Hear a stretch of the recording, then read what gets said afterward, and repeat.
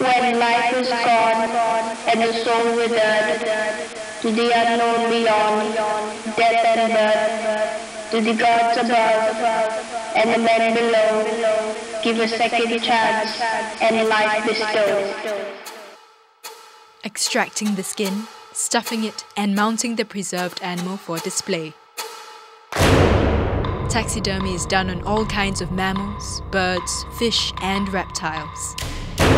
Using sculpting, painting, and tanning, taxidermists bring the dead back to life.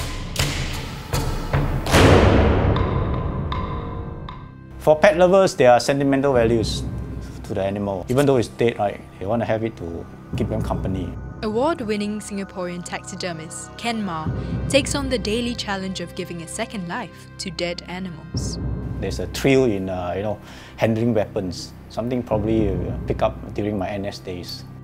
But his fascination with this morbid form of art wasn't always his calling.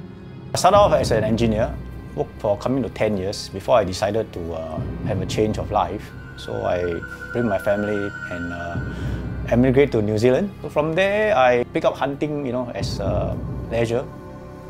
In the process of hunting, I get trophies, So I need taxidermies to do my trophy, and that's where I know the taxidermist and what he did. I was very fascinated by the taxidermy that did my trophy, so I offer to help around as something like an intern or unpaid apprentice. That's how I started.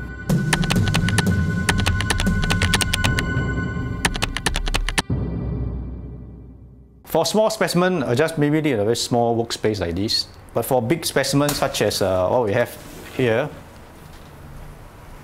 I will use this toilet as my workspace.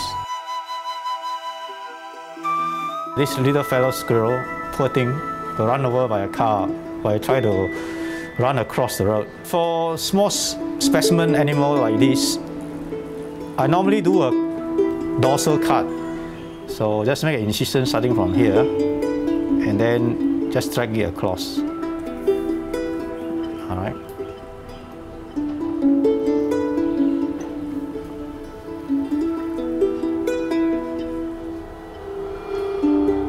You get the skin, see the skin and the fur, and then the body mid side.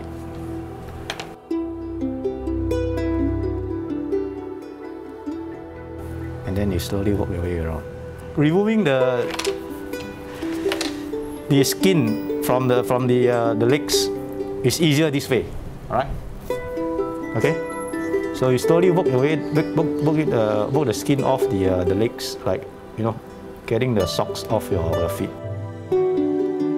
Sometimes when there's too much meat, right, you might just want to take the knife and slightly, nick it. And you have to really be very gentle because the skin is actually very, very thin. So next different specimen. It's known as a Sirama chicken. This is sorting process. What you need to do is to make sure that at least you stop the decay of the skin. Right? Once I apply the salt, right, the salt will drive out all the water. Next, this is a tanned skin. That means I have gone through the chemical treatment. There are fox here. Right, this fellow actually got shot in many places now. So this is the head, this is the nose, the eyes, and then the ear got shot here, you see. Now I want to show you how you stitch the skin together. Now I use this gadget because once I actually had a needle, the back of the needle went through my hand. Push the needle through one side of the joint that you want to make with the right length of thread that is needed, and then you go to the other side, okay?